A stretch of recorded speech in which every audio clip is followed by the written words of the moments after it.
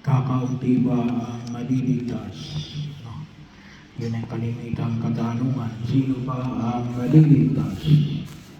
Bahagi ho na ipinamanig na Jesus. Sa pagbasa natin sa Ebanghelyo, ipinamanig na Jesus na maraming gustong pumasok, pero hindi makapapasok. Pero hindi ho sinasagot dito kung kakaunti ba o marami ang maliligtas. O bahagi ho na kung saan ay pwede rin natin tanong, gusto ba ng Diyos na kakaunti o marami ang maliligtas? Well, bahagi ho ng ating pananampalataya, hindi po isang pananampalataya ito nagpapahayag natin na ito ay isang pananampalataya na exclusive, para lamang sa ilan. Kaya po kung minsan iba sinasabi nilang sila lamang ang maliligtas. Bahagi ko yun. Tayo, hindi din dapat natin sinasabi na tayo lamang ang maliligtas. Kaya sabi natin sa pamagitan ng ating pananampalataya ay makatutulong na tayo ay maligtas. At maliwanag ko naman natin, nais ng Diyos natin, marami ang maligtas. Kung tusin na yan, nais na ng Diyos natin, lahat ay maligtas.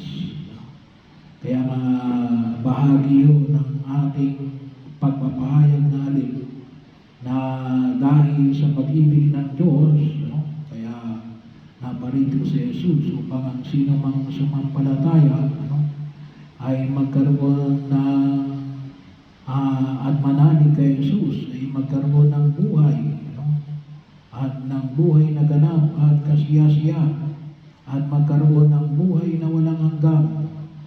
Kaya rin po sa araw na ito ay pinagdiriwang natin ng dalawa sa mga apostoles, sina San Simon at San Judas. Kailang pakakala natin si Judas, isang Judas kasi na natawag natin nagkanulo. Huwag natin kalimutan na hindi lahat ng Judas ay nagkanulo. Mayroon din ng Judas na naging alagad na Jesus at naging tapat hanggang siya ay mamatay. Kaya nga yung ating suot ngayon ay red. Kalimitan mo ng mga apostoles ay nagbuhis ng buhay, maliban lamang sa iisa. Pero lahat mo yan ay nagbuhis ng buhay para maitugon yung hamon ni Jesus natin, ipahayag ang mabuting balita sa lahat ng daigdig upang ang sino mang sumampalataya ay magkamit ng buhay na ganap at kasiyasiya at ng buhay na walang hanggan. Sana yun po yung maging maliwanag sa atin. Nais ng Diyos na tayo ay maligtas. At sabi nga natin, pagsumikapan din naman natin kasi katulad ng pinamanig ko sa Ebanghelyo, hindi natin pwedeng wishful thinking lang. Kinakailangan na yan ay magsumikap, kumilos tayo na tumugon sa panawagan na ipinapahayag ng buong may kapal. Hindi lamang umiiwas sa kasalanan. Bahagi ko yun. May mga taong pwede sabihin natin, wala naman akong kasalanan. Hindi lang mo yun, kabahagi lang mo yun. Kinakailangan din na katulad ni Judas at ni Simeon na na tayo ay maging daan para sa kaligtasan ng iba. Kinakailangan din tayong kumilos para maging bahagi ng pagliligtas ng iba. Tayo rin ay tinatawagan na maging daan upang higit na pakinabangan ng biyaya ng pagliligtas ng Diyos. Pagkakataon, maaaring hindi naman kasi tulad ni na Simon at Judas. Pero nawa, makita natin ang patuloy natin paalala natin. Magpaalala tayo tungo sa buhay na ipinagkaloob ng buong may kapal bilang mga mananampalatayang Kristiyanong Katoliko, no?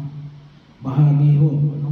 Lalong-lalo na sa pamagitan ng alin, sa pamagitan ng pakikisan natin ng mga sakramento, no? Bahagi ho na huwag natin kalimutan, ipaalala natin yung kahalagahan ng pagtanggap natin ng mga sakramento, no? Nang sa ganun ay higit natin makita yung pagliligtas ng Diyos. Hindi lamang no? Pagdating ng kamatayan, ngunit habang tayo tumatahak sa daigdig na ito, no? Kaya bahagi rin o yun, no? Alam nyo, sabi nga ho natin, no? Kaya ito, no? Pinagsusubikapan natin na kahit paano, no? Ay makapag-misa tayo sa lahat ng mga kapilya ng ating barangay, no? Sa sakupan, sayang naman yung inyong chapel, no? Kung wala tayong pagdiriwang ng misa, no? Ito'y bahagi ng outreach nito no?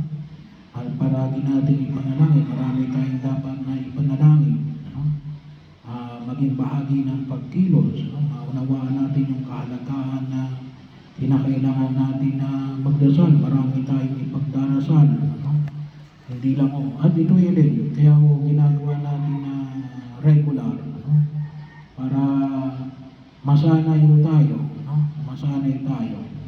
Bahagi ito ng pagtugon natin na gumagawa tayo ng mga pamamaraan na pagkilos natin ay makita natin yung pagliligtas ng Diyos, no? Mailapit natin ang bawat isa sa harapan ng buong may kapal. Kasi yun ang gusto ng Diyos, no? Pero of course, no? Yun ay ang kasagutan niya ay nasa atin pa rin, no? Tayo ay may kalayaan na tumugon sa panawagan ng buong may kapal, no? Pero yun huwag natin kalimutan, no? Na tayo nawa ay maging mga instrumento ng kanyang pagkilos katulad ng Simon at Judas, no? Na patuloy na magkaroon ng pag-asa, no? At pagkilala natin tayo ay nais niyang makamit ng kaligtasan. Mailayo tayo sa anumang uri ng kapahamakan at sa tema ng ating jubileo ngayong taon na ito, no? Magkaroon tayo ng higit na pag-asa, no? Mahigit na pag-asa sa pagkilos natin sa daigdig na ito, no?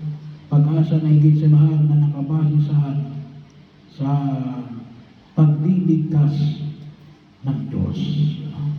Yun naman huwag natin kalimutan sa may mga taong nawawalan ng pag-asa, no? Maraming tao ngayon ang sumusuko na, no? Sa pag-aakala hindi na nila makakamit ang tunay na kaligtasan sa hamon ng buhay sa daigdig na ito, no? Maraming tayo ang sumusuko at nagpapadala na lamang sa agos ng buhay, no? Bahagi mo yun, no? Nawawala na ng higit na pagkilala, no? Sapagkat parang hindi na nila makita yung pagkilos ng Diyos sa kanilang buhay, no? Kaya isama ko natin sa ating mga panalangin ang mga bagay na ito, lalo-lalo sa mga hamon ng pagkilos natin sa daigdig na ito na pinatahak ko natin, no? Kaya kinakailangan natin ang patuloy na panalangin, no? Yun ang mahalaga na makita ko natin. Kaya nawa, no? Maging bahagi yun ng ating kalinangan, no? Kaya ako kahit na kaya sabi personally, kaya ako pinagsusumikapan natin na magkaroon tayo ng banal na pagdiriwang ng misa, no? Marami man o kakaunti ang tao, no? Monthly, no? Sa bawat barangay, no? Kung ang mga bawat barangay ay available, depende rin yun sa mga tao, no? Kaya ako rin ay nagpapasalamat at pinagsusumikapan natin na magkaroon tayo ng banal na pagdiriwang ng misa, no? Bagamat may misa tayo every Sunday, no? Sa bayan, no? Iba pa rin yung pagdiriwang natin ng misa ng makita, ano, na tayo'y sumasamba sa Diyos, ano, sa mga sulok ng ating parokya, no? Malaki yung elemento yun eh, no? Na nawang makita nila yun. Yun ay kung tawagin natin maliliit na sinag ng pag-asa, no? Na nais na ipamatik ng Probe Kapal. O kung sabihin natin maliliit na sinag ng alin, ng pagliligtas ng Diyos, no? Na may pakita natin gusto tayong iligtas ng Diyos, no? Sana makita mo yung pagkakataon na pinagsusumikapan natin. Ganon, kagusto ng Diyos na makamit natin ang kaligtasan. Ano? Hindi ang Diyos ang sumusuko, ano, sa gitna ng kahinaan, ng kakulangan, at kahinaan ng tao. No? At yun yan, tayo rin nawa ay maging tanda. Katulad ni na Simon at Judas sa maliliit